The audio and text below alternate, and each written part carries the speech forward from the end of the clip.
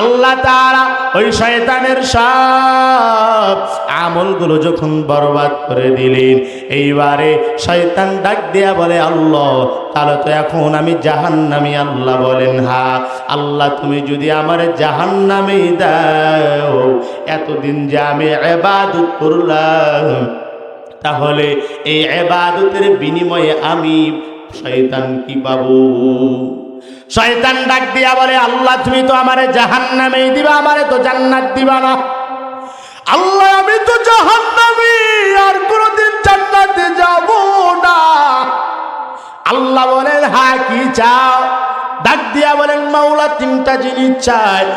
এক নম্বর কিয়ামত পর্যন্ত হায়াত দিয়া দাও। দুই নম্বরে বান্দা বান্দিকে যেন ওয়াসওয়াসা দিয়া যেন জাহান্নামে নিয়ে যাইতে পারি।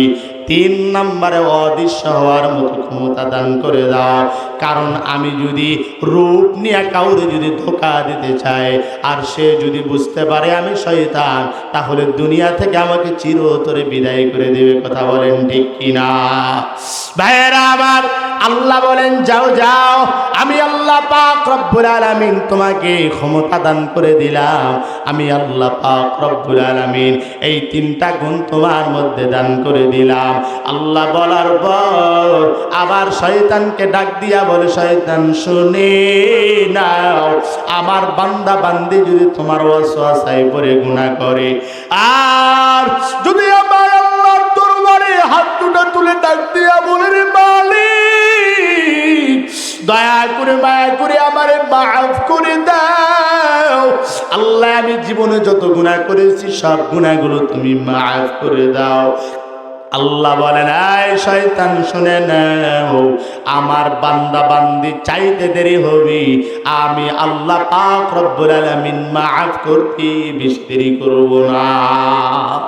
কাদের কুদরত দারি বর কামাল, আনতা রাব্বি আনতা হাসবি জুল জালাল, হর গরিদে নেকে তু তৈয়ার है, जो न मंगे उससे तू बेजार है।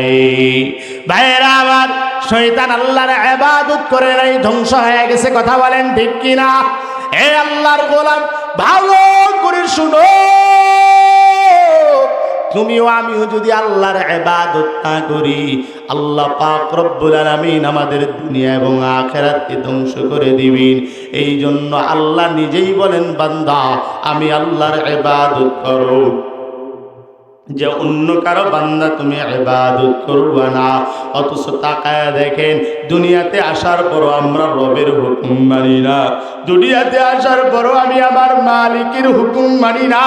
দুনিয়াতে আসার পরও আমি আমার আল্লাহর হুকুম মানি না। ওরে আল্লাহর গোলাম, এই দুনিয়াতে আসার পর কত নাফরমানি করেছো, একটা বার চিন্তা করে দেখো তো দেখি। আল্লাহ পাক রব্বুল আলামিন তোমাকে এত সুন্দর একটা হায়াত দান করলো। ও বাবারা, এই যুবক ভাই, এই বৃদ্ধ বাবারা, বলেন তো দেখি, আল্লাহ হায়াত দান করলো 60 বছর, 70 বছর। এই 70 বছর হায়াত পাইয়া আল্লাহর ইবাদত করলেন না। আমার আল্লাহ যদি বলিয়াই ফেলায়, ওরে বান্দা আমি আল্লাহর দরবারে কি আমল করেছো, বলেন তো দেখি, আল্লাহর দরবারে আপনি আমি কি জবাব দিব? আল্লাহর দরবারে আপনি কি বলবেন?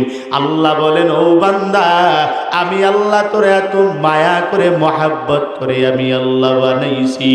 আল্লাহ বলেন, ও গোলাম, আমি আল্লাহ এত মায়া করে তোরে বানাইছি, ওরে তোরে জাহান্নামে দেওয়ার জন্য বানাই নাই। আল্লাহ বলেন, আমি আল্লাহ তোরে এত সুন্দর মায়া করিয়া, এত মহাব্বত করিয়া তোরে বানাইলাম, যে বান্দা আমি আল্লাহ তোরে বানাইছি জান্নাত দেওয়ার জন্য। আল্লাহ পাক রব্বুল আলামিন, আল্লাহ তাআলা আমাদেরকে জান্নাত দেওয়ার জন্য বানাইছি। আল্লাহ আপনি যদি জান্নাত দেওয়ার জন্যই বানান, তাহলে জাহান্নাম কেন বানাইলেন? আল্লাহ বলে, শোন, আমি আল্লাহ তাআলা তোরে জাহান্নামে দেওয়ার জন্য বানাই নাই রে, ওই জাহান্নামটা আমি আল্লাহ বানাইছি। আল্লাহ বলেন আমি আল্লাহ কেন জাহান্নাম বানাইলাম? ওই জাহান্নামের ভয়ে তুমি যেন আমি আল্লাহর ইবাদত করতে পারো। ওই জাহান্নামের আগুনের ভয়, কিয়ামতের ময়দানের ভয়, কবরের আযাবের ভয়, ওই ভয়ে তুমি যেন গুনাহ না করো, আমি আল্লাহর জন্য যেন ইবাদত করো। আল্লাহর নবীকে প্রশ্ন করা হয়, পয়গম্বর আল্লাহ কাদের কাদের জন্য জান্নাত বানাইছেন? আল্লাহ বলেন শুনে নাও, আমার আল্লাহ দুনিয়ার সবার জন্য জান্নাত বানাইছেন। বলে কাফেরদের জন্য জান্নাত, আবার মুসলমানদের জন্য জান্নাত। সাহাবীরা প্রশ্ন করেন, পয়গম্বর আল্লাহই তো বলে দিয়েছেন ফি নারি জাহান্নামা খালিদিনা ফিহা আবাদা। আল্লাহই তো বলে দিয়েছেন যে কাফের বেঈমানেরা কোনোদিন জান্নাত পাবে না, তারা হলো চিরস্থায়ী জাহান্নামী। আল্লাহর নবী বলেন শুন, আল্লাহ সবার জন্য জান্নাত বানাইলো, যারা আমল করবে জান্নাতে যাবে, আর যারা আমল করবে না তারা হবে জাহান্নামী। তবে ওই সমস্ত জাহান্নামীদের জান্নাতগুলো আল্লাহ তাআলা যারা মুমিন হবে, যারা মুত্তাকি হবে, যারা পরেজগার হবে, যারা আল্লাহওয়ালা হবে, আল্লাহ পাক রব্বুল আলামিন তাদেরকে পুরস্কার হিসেবে দান করে দিবি। ভাইরা আমার, এখন চিন্তা করে দেখেন তো দেখি আল্লাহর দরবারে কত নাফরমানি করেছেন, আল্লাহর দরবারে কত বেঈমানি করেছো। চোখ দুটা বন্ধ করে দাও আর মালিকের দরবারে চিন্তা করে দেখো রে মালিক, আমার এত পরিমাণের গুনাহ, আল্লাহ আমার মতো গুনাহগার, আমার মতো নাফরমান, আমার মতো বেঈমান তোমার জমিনে ওরে আল্লাহর বান্দা, যদি একটু ডানে তাকাও গুনাহ, বামে যদি তাকাও গুনাহ, সামনে যদি তাকাও গুনাহ।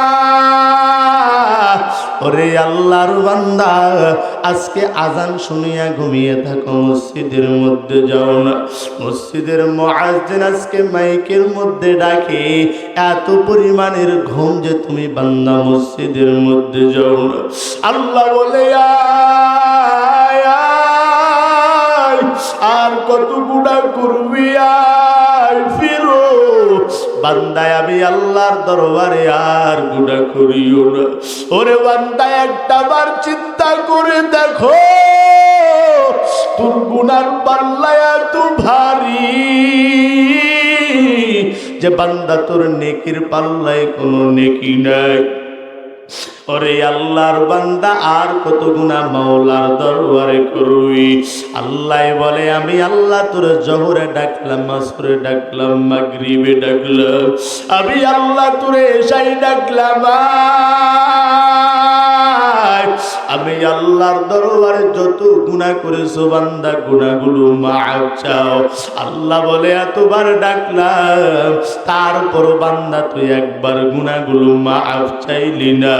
ওরে আল্লাহর বান্দা, একবার মনে করো তো দেখি, আমার গুনার কথা যদি আমার মাওলা জানতো, আমার গুনার কথা আমার মাওলাই জানে, যেমন করে আমার মাওলাই জানে আমার গুনার কথা যদি আমার বাবাই জানতো, আমার গুনার কথা যদি আমার মায়ে জানতো, আমার গুনার কথা যদি আমার স্ত্রী সন্তান যদি জানতো, আমার মা আমার সন্তান বলে পরিচয় দিত না, আমার বাবা আমার গুনার কথা যদি জানতো, আমার সন্তান বলে পরিচয় দিত না।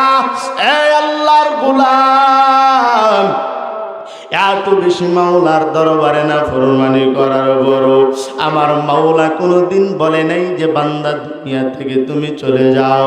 ও বান্দা, আমি তোমার আল্লাহ না, তুমি আমার বান্দা না। আল্লাহ বলেন না না, আমি আল্লাহ তোরে এত আদর করে মায়া করে মহাব্বত করে তোরে বানাইছি। ওরে বান্দা, তোর মা তোরে বানাই নাই, তোর বাবা তোরে বানাই নাই, আমি আল্লাহ এত মায়া করে মহাব্বত করে তোরে বানাইছি।